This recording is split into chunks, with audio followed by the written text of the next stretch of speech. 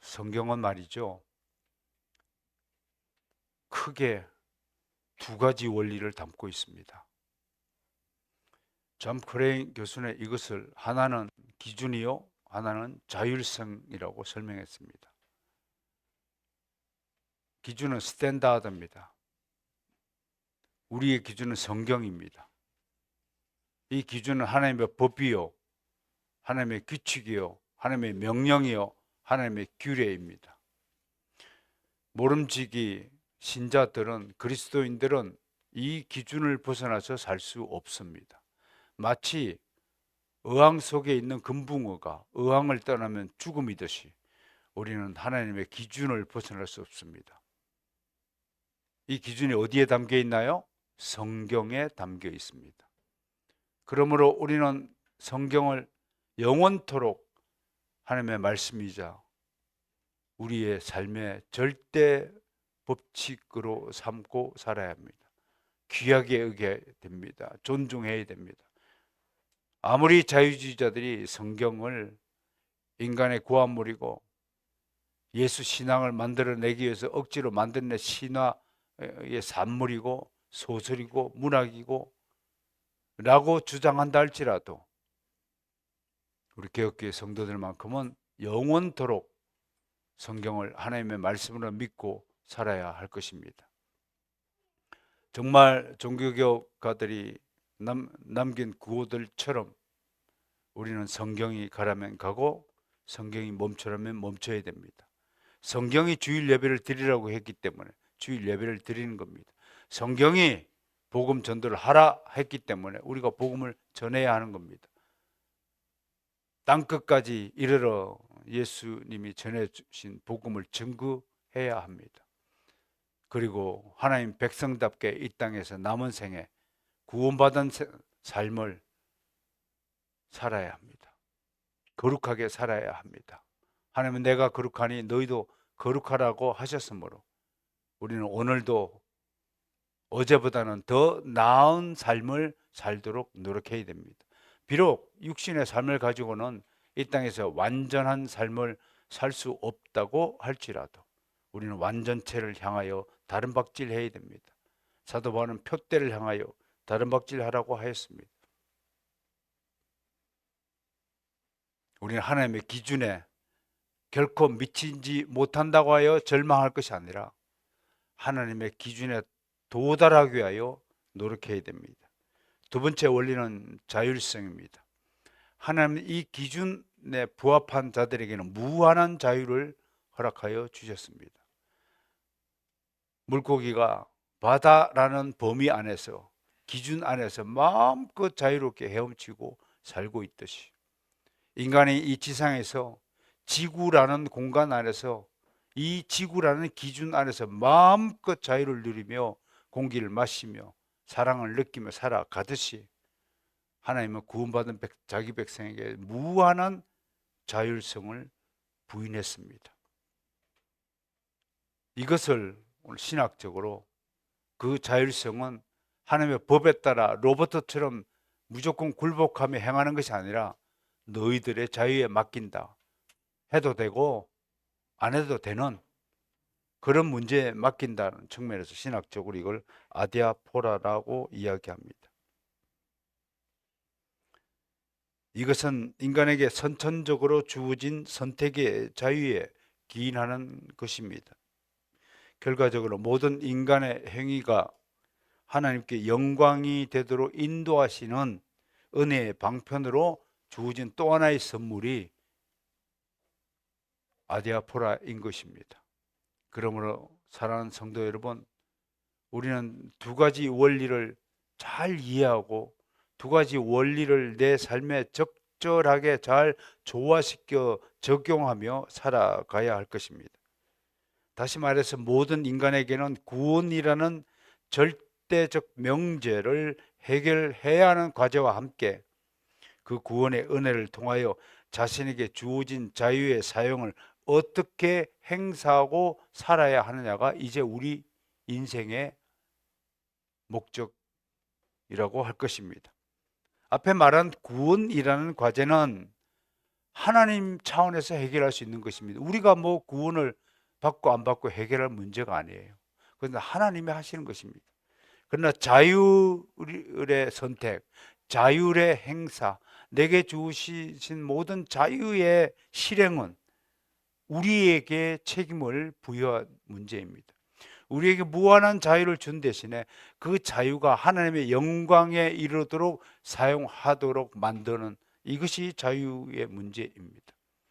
아디아프라라고 해서 오직 나의 유익과 오직 나의 영광만을 위하여 사용하는 그것을 우리가 자유의 남용이라고 할 것입니다.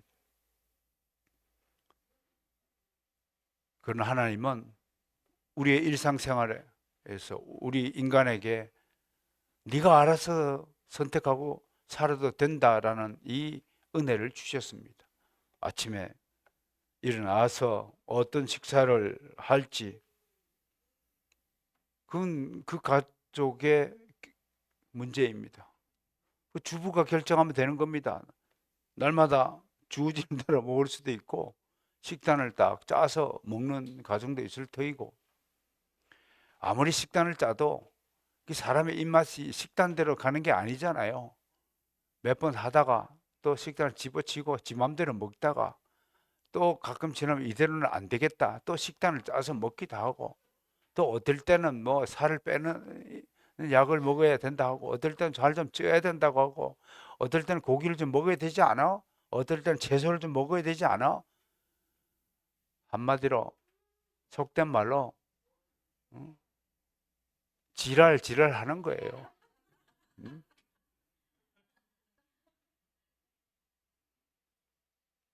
우리를 스스로를 보세요. 우리가 얼마나 지 맘대로 살아가는지요.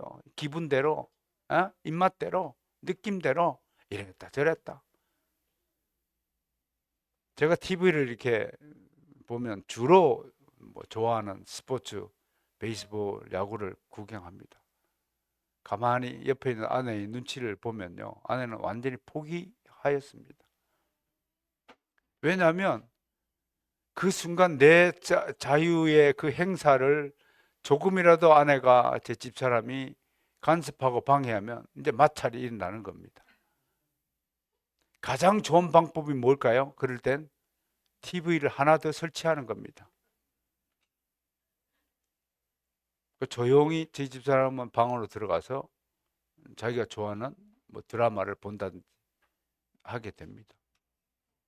어떻든 우리의 자유가 얼마나 하나님에 의해서 풍족하게 주어졌느냐를 알기를 바라는 첨에서 소개하는 겁니다. 이 아디아포라의 문제를 지나치게 하나님의 법에다가 갖다 집어넣으면 이제 고지식한 신앙이 되는 겁니다. 하나님이 기도했더니 아침에 오른쪽은 빨간 양말, 왼쪽은 흰 양말 신으라고 했다는 이상한 신비주의로 가게 되는 겁니다. 그것은 우리에게 주어진 이 자율의 은혜를 남용하고 오용하고 변질시키는 행위입니다.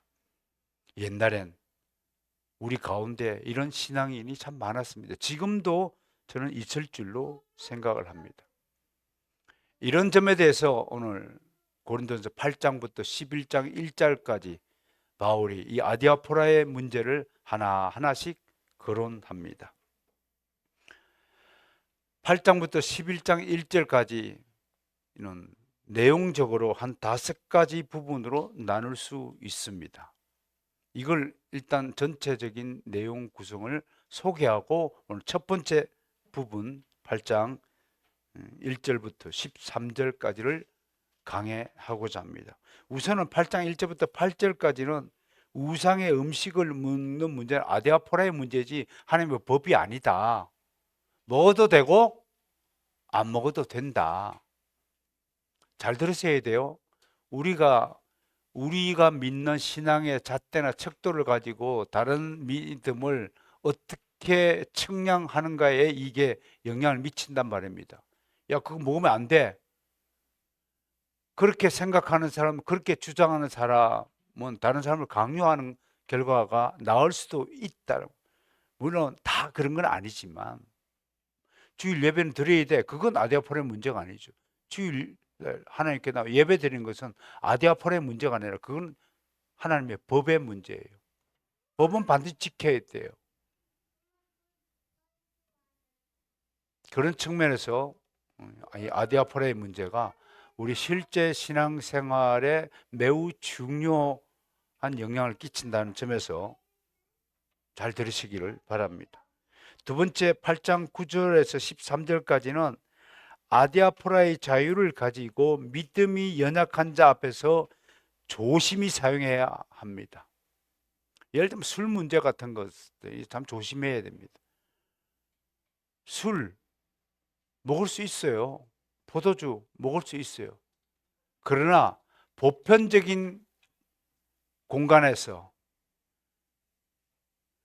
모든 사람들이 그리스도인은 술, 담배를 하지 않는 것으로 한국 사회에서는 이미 심지가 심어지고 각인되어 있어요. 오늘 소개하는 본문 내용의 초대 교회 때 고린도 교인들에게는 우상의 음식을 먹지 않는 것이 교인들에게 보편적으로 각인되어 있는 내용이란 말이에요. 그러니까 우리 한국 사회에서 그리스도인들 술이 먹으려면 부부 사이에 가족끼리 무슨 기념일날 또 뭐 잠자기 전에 또는 뭐 감기 걸리면 포도주 먹으면 안 되나 오히려? 어떻든 몸이 좀 부실할 때 포도주 한 잔 곁들이라는 사도 바울의 가르침이 있듯이 그렇게 개인적으로 행사할 수 있는 것을 공개적으로 목회자가 또는 주의 종들이 직분자들이 그리스도인들이 공개적으로 세상 사람들과 어울려서 술잔을 곁들이는 것은 덕이 안 된다. 이건 아디아포레를 잘못 사용한 것이다 라고 말할 수 있을 것입니다. 9장 전체에서는 사도 바울은 자신의 모범적 사례를 당당하게 소개합니다. 우리는 고린도전서 9장을 읽으면서 참 사도 바울을 부러워해야 합니다.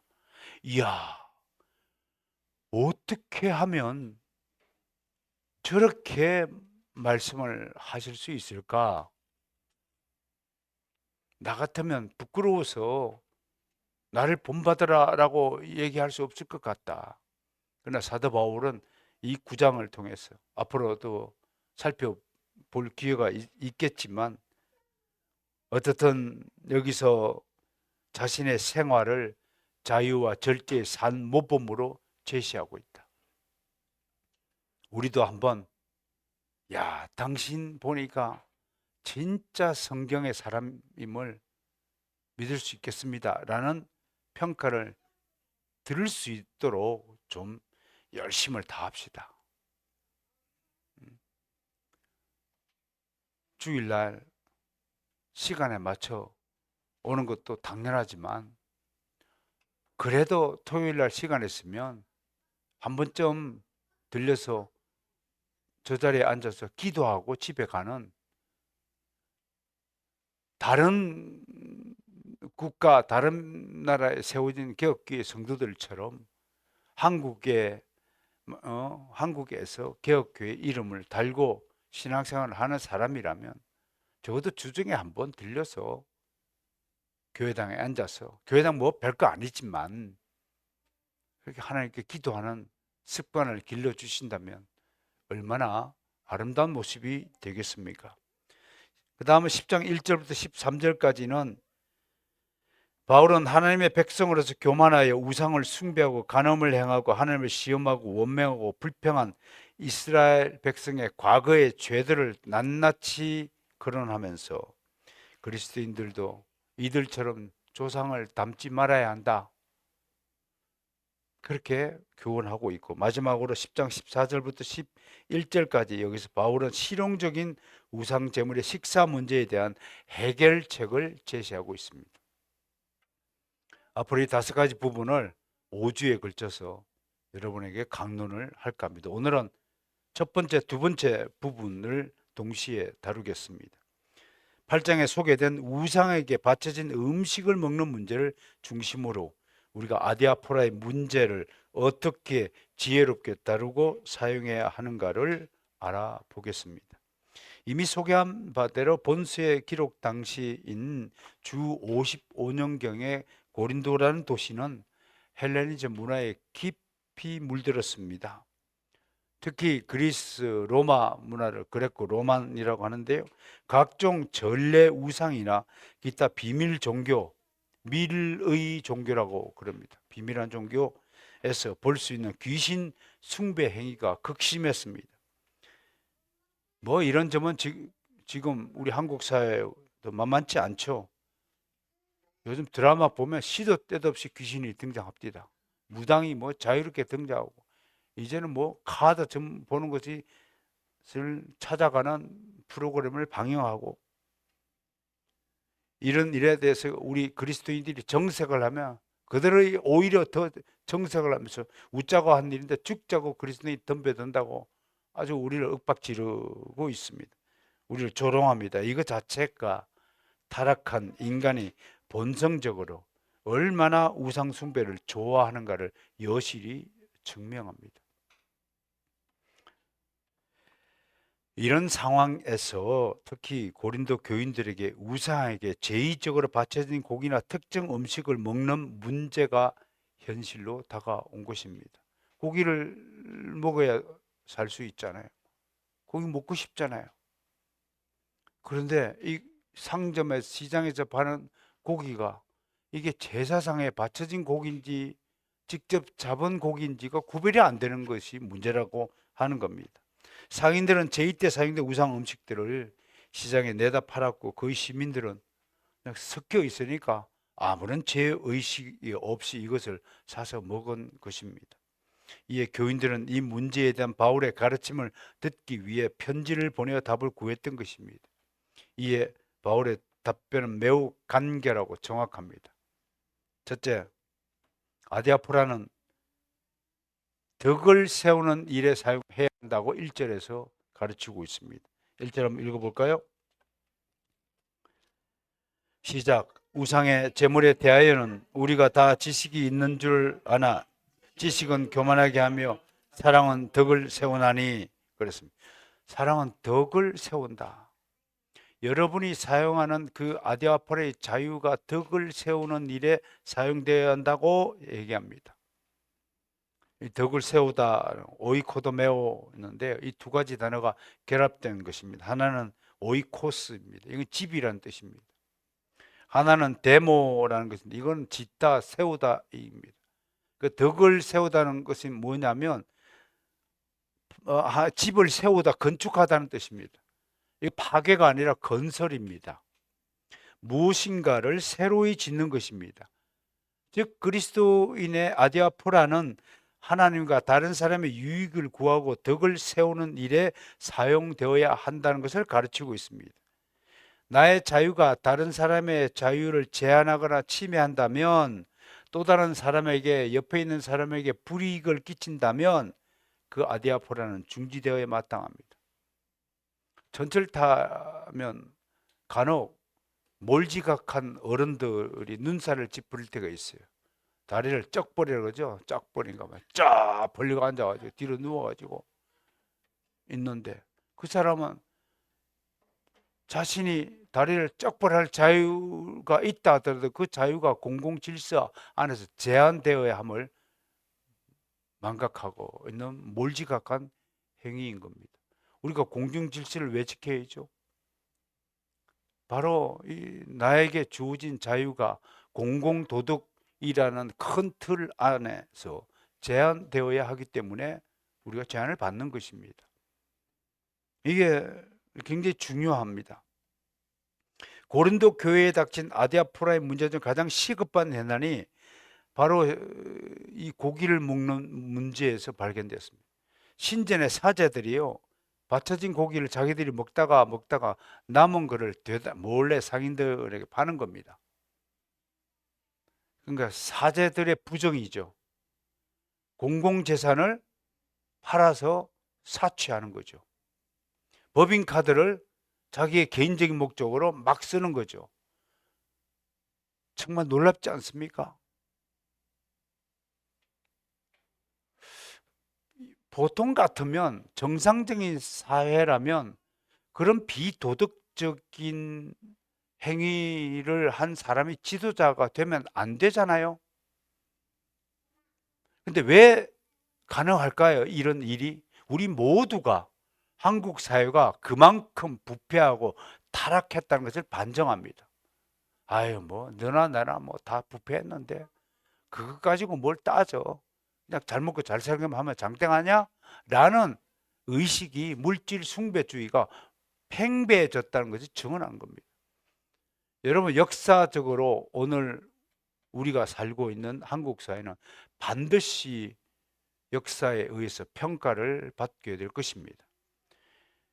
고린도 시대 교회에 몸담았던 사람들은 그 당시의 헬레니즘 문화에 얼마나 깊이 오염되었는가를 우리가 지금 고발하고, 우리가 지금 그것을 생각하면서 고찰하면서, 야, 고린도 사람들처럼 살면 안 되겠다 하듯이, 지금 한국 사회에 살고 있는 우리는 먼 훗날 우리 후대에 의해서, 야, 그때 한국 사람들 진짜 너무했다, 어떻게 그런 사람을 지도자라고 옹립할 수 있었을까? 라는 하나님의 진노의 목소리를 듣게 될 것입니다. 저는 그렇게 생각을 합니다. 그래서 역사가 무서운 겁니다. 그래서 역사를 모르는 민족은 멸망하는 겁니다. 망하는 겁니다. 우리는 이러한 역사의식을 가지고 지금 나 개인의 조그만 행동이 얼마나 하나님의 역사에서는 소중한 지점이 될지를 생각하며 살아야 합니다. 교인들 가운데는 상인들이 고기를 막 섞어서 파니까 본의 아니게 우상에게 바쳐진 고기를 구입해 먹게 되는 것입니다. 여기에 대해서 두 가지 반응이 있는 거예요. 영지주의자들은, 야, 그 그리스도 안에서 다 자유하게 됐는데 그거 가지고 뭐 마음대로 먹어라, 술도 먹고 마음대로 네 자유를 하고 싶은 대로 해도 된다라고 주장하는 파가 있었나 하면, 유대교처럼, 유대교에서 기독교를 개종한 사람들 중에는 아직도 유대교를 완전히 벗어나지 못한, 이름만 그리스도, 옷만 그리스도의 옷을 입은, 마치 한국 교회에 속한 그리스도인들처럼 완전히 유교 유불선에서 벗어나지 못한 채로 지금 기독교 신앙을 선물로 받고 그리스도인으로 살고 있는 한국인들처럼, 이 당시 유대교인들은 입에 대지도 말아야 된다라고 극단적인 주장을 하는 것입니다. 두 가지 주장 모두가 온전한 주장이 아닙니다. 그런데 이 두 주장, 완전히 양극단의 주장처럼 오늘날 한국 사회의 사람들처럼, 시민들처럼 극단적인 대립을 하는 거예요. 정말 주먹질하고 폭력만 없을 뿐이지 한국 사회는 지금 극단적인 두 계층이 대립하고 있습니다. 놀라운 것은 이 두 대립하는 계층이 공통적으로 추구하는 것이 반기독교 사회입니다. 그들에게는 불교도 가능하고 천주교도 가능하고 이슬람도 가능하지만, 그들 두 계층, 두 극단 계층에서 오직 불가능한 세력이 기독교 세력입니다. 기독교 집단입니다. 놀랍지 않습니까? 왜냐고요? 저는 그들의 본질이 꼭 같기 때문에, 그들의 행태는 달라도 그들의 본질은 꼭 같다라고 말하고 싶은 것입니다. 초록은 동색입니다. 그들이 주장하는 목소리가 다르고 그들이 추구하는 목표가 다르다 할지라도 그들의 본질은 하나님을 대적하는 자들입니다. 우리는 이 하나님의 대적하는 세력들 사이에 에워싸움을 쌓이고 있다는 것을 이야기해야 됩니다. 본의 아니게 고기를 먹었다. 이 부분을 어떻게 생각해야 되느냐? 법률적 용어는 미필적 고의라고 되어 있습니다.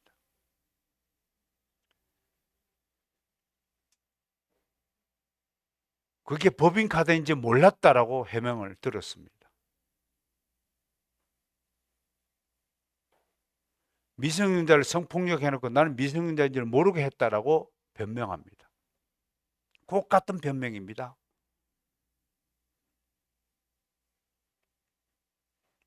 담배꽁초를 버렸는데 산불이 났어요. 나는 산불 내려고 한 게 아닙니다. 이런 행위가 우리 가운데 숱하게 많습니다. 교회 안에도 교인들이 난 그것 잘 모르게 했다라고 변명합니다. 그러나 그것 자체도 죄는 죄라고 말하고 있는 것입니다. 우리는 이런 죄마저도 조심 있게 다루어야 한다는 것을 오늘 가르치고 있는 것입니다. 물론 그리스도인은 어떤 음식이라도 하나님이 주신 음식으로 맛있게 먹을 권한이 있고 권리가 있습니다. 그러나 초대 교인들 사이에서 조금 전에 제가 한국인 사회에서 술 먹고 담배 피는 문제를 거론하였듯이 초대 교인들, 특히 고린도 교인들 사이에서 우상 제물을 먹는 문제는 굉장히 중요한 문제였습니다. 잘못 먹었다가는 완전히 그냥 하나님의 저주를 받은 자라고 낙인 찍히기 마련이고, 또 안 먹다 그러면 영지주의자로부터 저희는 그리스도의 바보 천치처럼, 아니 저에게 주어진 자유마저도 행사하지 못하는 바보 천치 취급을 받는다 이겁니다. 교회 안에도 이방인으로서 예수 그리스도를 믿은 세력과 유대인으로서 예수 그리스도를 믿은 세력이 두 세력이 있어가지고 눈치가 보이는 거예요. 이럴 때 목사가 딱 정확한 지침을 내려주고 해결책을 제시해 주어야 되는데도 목사도 눈치 보는 거예요. 대충 보니까 이렇게 얘기하면 요 여자들이 기분 나쁘게 하고, 이렇게 얘기하니까 남자들이 기분 나쁘게 하고, 그러니까 남녀의 얘기를 안 하는 거예요. 오 주님 사랑입니다, 그 얘기만 하면 되는 거예요. 얼마나 편한 설교예요. 얼마나 편한 목회입니까?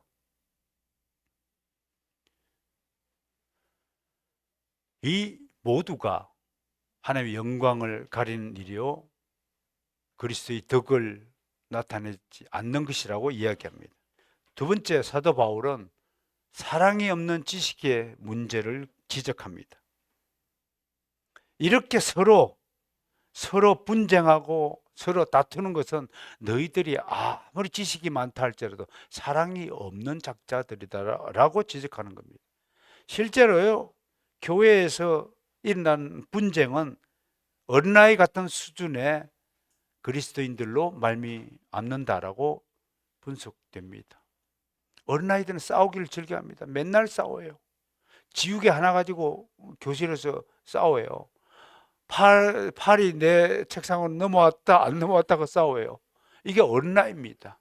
왜? 어린아이는 자기 중심의 삶에 이타적인 삶이 아직 형성되지 않은 상태입니다. 그리스도인들도 마찬가지예요. 믿음이 연약하다는 것은 늘 자기 중심으로 세계를 바라보고 판단하고 행동하기 때문에 어린아이 같은 수준이라고 말하는 겁니다. 너희는 먼저 그의 나라와 그의 의를 구하라. 우리는 오직 하나님의 영광을 위하여 살아야 한다고 성경은 가르치죠. 근데 어린아이는 전혀 그게 피부에 와닿지 않는 겁니다. 내가 먼저 먹고 살아야 되고 내 것 먼저 내 주머니에 챙겨야 되고 그런 다음에 하나님이에요. 그게 어린아이 같다는 것입니다. 우리는 지금요 하나님을 위해서 다 하나님께 드리고 난 지금 죽어도 여한이 없는 사람입니다. 당신 죽는다고 하나님 나라에 별로 그렇게 큰 영향 없어요. 당신이 살아있다고 해서도 별로 그렇게 큰 영향이 없어요, 하나님 나라에. 라고 생각한다면 우리가 좀 더 철저하게 하나님의 백성으로서 이 땅에서의 삶을 어떻게 살아야 할까? 내가 전에도 얘기했죠. 미안한 얘기지만 우리 모두는 주님이라는 거울 앞에 나아가서 얼마나 우리가 주님을 닮지 않았는 걸 봐야 합니다. 나의 인생 모두를 점검해 볼 때 그 주님과 얼마나 닮았느냐의 그 기준을 판별하기 위해서 나는 얼마나 세상 사람과 닮았는가를 한번 따져보라고 제가 말한 적이 있습니다. 세상 사람들도 기도합니다. 태양을 보고 바위 앞에 나아가서 자기 남편이 불치병에 걸려서 자기 아내가 암에 걸려서 아파서 죽기 직전에 있으면 세상 사람들도 아무튼 기도합니다. 누구한테 기도하는지는 난 모르겠지만 기도합니다. 그런데 그리스도인은 늘 기도해야 합니다. 쉬지 말고 뭐라고요? 기도하라. 그렇게 가르치고 있지 않습니까? 그런데 급할 때만 기도하면 그 사람은 그리스도인이 아닙니다. 그냥 세상 사람들과 같은 차원입니다. 급할 때만 기도하잖아요, 여러분. 하나님 말씀 먹는 것을 게을리 한다면 세상 사람들도요, 예수 믿지 않는 사람들도 성경을요, 공부상 논문 쓸 때 성경의 근거가 필요해서 성경을 읽고 연구합니다. 이어령 박사는 회심하기 전에 또 성경을 달달달달 공부한 사람입니다. 세상 사람들도 그렇게 열심히 공부하는데 성경을 그리스도인이면서 일주일에 달랑 교회 나올 때 여기 소개된 본문 하나만 딱 읽고 일주일의 삶을 살아간다면 그건 그리스도인이 아니라 세상 사람입니다. 그 점 명심하셔야 됩니다. 난 여러분들 보고 예수를 믿으라 안 믿으라 보다도 당신이 얼마나 세상 사람과 닮았는가 닮지 않았는가를 좀 비교해 보시라고 좀 권면하는 거예요. 나머지는 여러분들 알아서 택하세요. 세상 사람과 같이 세상 사람들과 비슷하게 살아가려면 그렇게 살아가세요. 그러나 그 끝은 도착 지점은 저와 분명히 다를 것입니다. 다른 곳일 것입니다. 저와 함께 바르선개혁교회의 성도로서 정말 신앙생활을 열심히 했다 할지라도 아무리 하나님의 교훈의 말씀을 이렇게 매주 강조하고 저로부터 가르침을 받았다고 할지라도 여러분의 사상과 여러분의 의식과 여러분의 가치관과 여러분의 세계관과 여러분의 눈과 행동, 양태가 생활 방식이 전혀 달라지지 않고 저 바깥에 있는 세상 사람들과 똑같이 말하고 똑같이 생각하고 똑같이 목표를 추구하고 똑같이 삶의 방식을 살아간다면 여러분들이 왜 그리스도인이에요? 우리는 구별된 자인데요. 우리는 에클레시아인데요. 교회당? 이건 사라질 수 있어요. 그러나 바르선교회라는 에클레시아는 절대로 사라지지 않는다는 것을 명심하세요. 교회당 지어놓고 그래서 교회당 찾아갑니다. 주일마다. 그런데 만약에 교회당이 홍수로 인해 써내려갔어요. 그럼 우리 교회 없어지는 겁니까? 아니요. 그럼 교회당, 예배당 건물이 없어진 것이. 교회는 건물이 아니에요. 바로 당신 자신이에요. 당신 자신이 올바른 그리스도의 신앙을 가졌을 때 진정한 바로선 개혁교회가 완성되고 성장하는 거란 말이에요. 어린아이 같은 수준에서 벗어나야 됩니다. 하늘에서 주어지는 사랑의 은사를 받아야 됩니다. 학생들에게 간혹 그런 얘기해요. 너희들 왜 공부하니?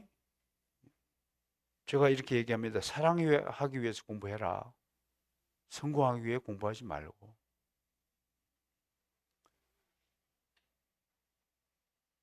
이번에 오아시스 6월 레터 마지막 글귀가 성적만 높은 학생이 되지 말고 세상을 바라보는 학생이 되기를 소망한다.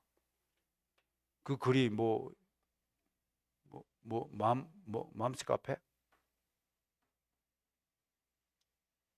추천 글이 되어서 많은 학부모들이 읽고 칭찬하고 글이 했다고 합니다. 우리는 사랑하기 위해서 이 자리에 모였습니다. 사랑은 작은 관심에서 출발한다라고 누누이 제가 말씀드렸습니다. 그 작은 관심은 안부를 묻는 것이다. 제 집사람이 화병에다가 사랑은 먼저 안부를 묻는 것이다 써놨어요. 제 철학이기도 합니다만 제 철학이 결코 제 머리에서 나온 것이 아니라 저는 하나님의 사랑에서 기인한다고 믿고 여러분에게 소개하는 겁니다. 그래서 등산할 때 저는 되도록이면 먼저 인사합니다. 안녕하세요. 건강하세요. 예수 믿는 듯한 얼굴이 보일 때 실제로 그런지 안 그런지 모르지만 내 느낌상 내 경험상 딱 보면 아 예수 믿는 사람이다 라고 보이지만 주 안에서 평안하세요 라고 인사합니다. 그렇게 인사하는 겁니다. 지나가는 할아버지 할머니한테 인사하는 겁니다. 버스 안에서도 말을 먼저 겁니다. 저는 제가 오지랖이 넓어서 먼저 말을 거는 게 아니에요. 더욱 사랑하기 위해서 말을 거는 거예요. 말을 걸면요 반드시 새로운 정보 하나씩 얻습니다. 우리 집 앞에 큰 대걸 같은 기아집에 노부부가 두 분이 살고 있어요. 버스를 같이 타고 왔어요. 같이 내렸어요. 그래서 제가 저희 동네에 사십니까? 반갑습니다. 인사합니다. 저는 여기 빌라 301호에 사는 최더함이라고 합니다. 인사를 하고 그냥 그때부터 말문이 터져가지고 집으로 걸어오는 길이 짧잖아요. 그러니까 그 앞에 그 한 소쿠리 그 돌담 위에 앉아가지고 쉼 없이 떠드는 거예요. 얼마나 이 할아버지가 얘기를 하고 싶었으면 동네 사람이라는 그 고리 하나 때문에 이 동네 사람이라는 이 고리가 바로 코넬리우스 반티니 말하는 접촉점이라는 겁니다. 그 접촉점 때문에 그분이 윤씨인 줄 알았고요. 자기 자식들이 미국에 두 놈 가 있고 한 놈은 의사고 이런 숱한 정보를 얻고 그 집이 9억 5천에 매입했다는 것까지도 내가 누가 물어봤어요? 이것이 먼저 사랑이 주는 혜택이고 은혜라는 사실을 깨달으시길 바랍니다. 세 번째는 우상과 하나님의 문제를 거론합니다. 4절에서 바울 사도는 우상은 아무것도 아니다라고 천명합니다. 4절 읽어볼까요? 그러므로 우상의 제물을 먹는 일에 대하여는 우리가 우상은 세상에 아무것도 아니며 또한 하나님은 한 분밖에 없는 줄로 아니라. 구약 성경은 이방신이나 우상을 흠앙한 것 또는 거짓된 것으로 규정하였습니다. 시편 115편 4절을 잘 읽어보시길 바랍니다. 그리스와 로마의 최고 신은 제우스나 주피터 같은 신을 공경한답시고 동상을 세우고 나무를 조각하여 만들어 섬긴다 해도 그것은 한낱 나무조각이나 쇠조각에 붙입니다. 마리아상을 아무리 동상을 세우고 그 밑에다가 십자가 성을 끊는다 해도 마리아는 신이 아닙니다. 마리아는 경배, 숭배 대상이 아닙니다. 그분은 중보자도 아닙니다. 그냥 인간입니다. 그냥 한 여자에 불과했습니다. 하나님의 택하심을 받은 은혜의 여성일 뿐이지 그 여성이 무엄하다든지 그 여자가 우리를 이 죄에서 구원해주는 중보자의 사역을 한다는 등등의 그런 이상한 가르침에 미혹되지 않기를 원합니다. 예레미야 선지자는 우상에 대해 이렇게 정의했습니다. 함께 읽을까요? 사람마다 어리석고 무식하도다. 은장이마다 자기의 조각한 신성으로 말미암아 수치를 당하나니 이는 그가 부어 만든 우상은 거짓 것이요 그 속에 생기가 없습니다. 돌덩이가 무슨 생기가 있어요? 어떤 아이가 절에 갔는데 이렇게 있으니까 웃어봐 웃어봐 막 그러더라고요.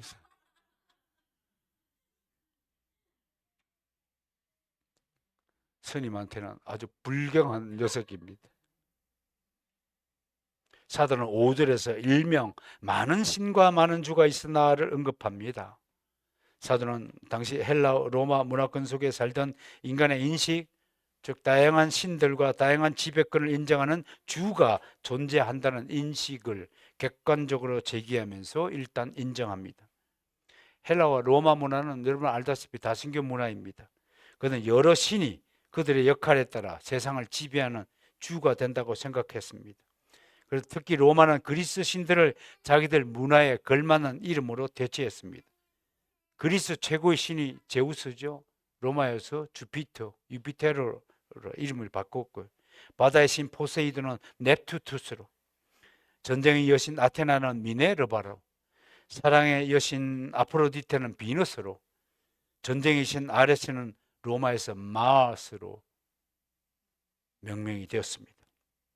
그러나 사도는 6절에서 보면 그들은 아무것도 아니고 우리에게는 한 분 하나님이 계시다라고 천명합니다. 학자들은 바울의 이 사상은 신명기 10장 17절을 근거로 한다고 말합니다. 함께 읽어볼까요? 너희의 하나님 여호와는 신 가운데 신이시며 주 가운데 주시오 크고 능하시며 두려우신 하나님이시라. 사람을 외모로 보지 아니하고 뇌물을 받지 아니하시고. 여러분, 로마사에서 주 퀴리오스라는 용어는 황제나 신들, 자기들이 섬길 신들에게만 붙여진 이름입니다. 근데 예수 그리스도를 지금 신이라고, 주라고 지금 바울이 호칭하고 있는 것은 정말 위험천만한 행위인 것입니다. 그래서 바울이 한 곳에 정착하지 못하고 이런 혐의가 있기 때문에 현행법으로 체포될 수 있기 때문에 왔다 갔다 한 것이다라고 우리는 이해해야 됩니다. 나아가 7절에서 우상의 제물을 먹는 문제에서 모든 사람은 자유롭다고 말합니다. 다만 좀 전에도 말씀을 드렸다시피 우상의 제물을 먹을 때 그것이 실제로 우상의 제물인 줄 알고 미신적인 태도를 버리지 못한 것을 경고합니다. 미필적 고의죄를 고발하는 겁니다. 사도는 7절에서 그런 자는 양심이 약해지고 더러워진다. 양심이 없다라고 얘기하는 겁니다. 알고도 이게 공공재산, 내 개인의 카드가 아님에도 알고도 그걸 마음껏 썼다면 양심이 더러워진 것이다. 성경이 그렇게 고발하는 겁니다. 이어 8절에서 사도는 계속해서 음식의 문제를 거론합니다. 음식은 우리를 하나님 앞에 내세우지 못한다고 말합니다. 이것은 어떤 음식을 먹거나 먹지 않는 것은 개인의 자유에 속하는 문제라고 하는 겁니다. 네 번째로 바울의 답변입니다. 그것은 자유의 남용 문제를 경고하고 있습니다. 다만 사도는 자유의 남용에 대한 하나의 지침을 우리에게 제공하는데 그것이 9절에서 13절까지의 내용이라고 하겠습니다. 뭐죠? 개인의 자유는 반드시 다른 사람, 특히 믿음이 연약한 사람, 어린아이 같은 신앙 앞에서 함부로 어려운 교리를 설명하거나 그걸 영적 사투리라고 그래요. 이제 막 예수 믿는 사람한테 뭐 칭의가 어떻고 성화가 어떻고 뭐 보편적 속죄니 뭐 제한적 속죄니 그런 걸 얘기하면 그냥 시험 걸리는 겁니다. 마찬가지로 영적 사투리를 쓰는 일을 각별히 유의해야 됩니다. 지혜롭게 행사해야 됩니다. 저는 제가 얘기했죠. 한 시골 마을에 가난한 농사꾼이 자살했다고 합니다. 앞집에 서울 사는 사람이 별장을 지어가지고 주말마다 그냥 부엌거니 작거니 고깃국 냄새 나니까 앞에 있는 애가 도대체 아버지는 지금까지 뭘 했길래 저 사람처럼 돈도 못 벌고 우리는 손가락만 빨아야 하네요. 그 얘기를 하니까 아버지가 집을 다 팔아가지고 고기 파티를 마지막으로 한 다음에 강물에 뛰어 자살했다는 얘기입니다. 그 앞집에 장례식이 일어나니까 그 아침에 앞에 있던 별장 주인이 어이 갑자기 왜 돌아가시냐고 하니 그 아들이 콱 가로막으면서 당신 때문에 죽은 줄 모르느냐고. 여러분 우리가 고기 먹는 자유를 함부로 아무 데 가서나 이렇게 먹으면 안 된다는 것입니다. 우리처럼 옥상 가서 먹자고요. 바울의 교훈은 한마디로 다른 사람에게 거치는 것이 되지 않기 위하여 자신의 자유를 포기할 수 있어야 한다고 가르칩니다. 진짜 진정한 실력자 강자는요, 큰 사랑을 나타내는 겁니다. 큰 사랑은요, 내 것 포기하는 겁니다. 특히 돈 문제도 마찬가지예요. 공적인 것, 사적인 것을 잘 구분해서 내 것 아니면 눈독 들이지 마세요. 그래서 내 것으로서 만족하고 사는 겁니다. 그리고 특히 자유의 남용은 오늘 사도 바울이 다른 사람을 실족해 한다라고 그랬습니다. 13절 시작. 그러므로 만일 음식이 내 형제를 실족하게 한다면 나는 영원히 고기를 먹지 아니야. 행한 나의 일이 너희가 실족하지 않게 하는 것이 바울의 결심입니다. 말씀 맺어져 하겠습니다.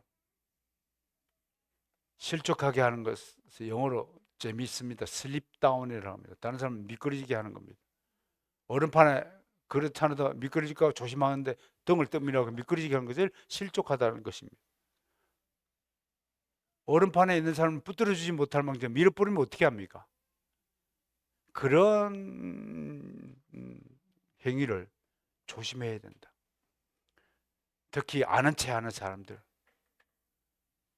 이제 막 예수 믿고 은혜 받고 막 주님의 사랑에 눈물 흘리며 하는 사람에게 찬물을 끼얹는 사람이 있습니다.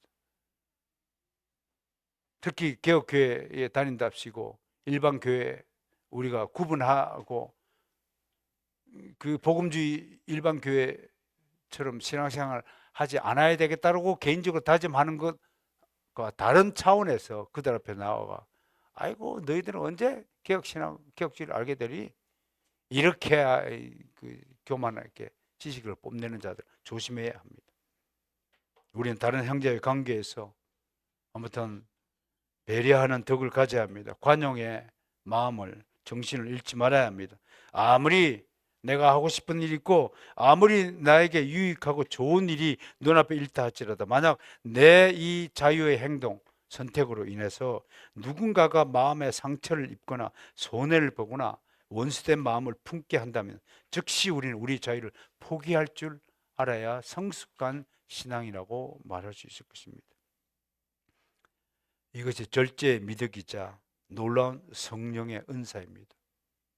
누누이 강조합니다. 나와 우리는 좀 더 큰 사랑의 은사를 받아서 더욱 사랑하는 경지로까지 나아갑시다. 정말 육신의 가족, 부모, 형제의 차원에서 벗어나서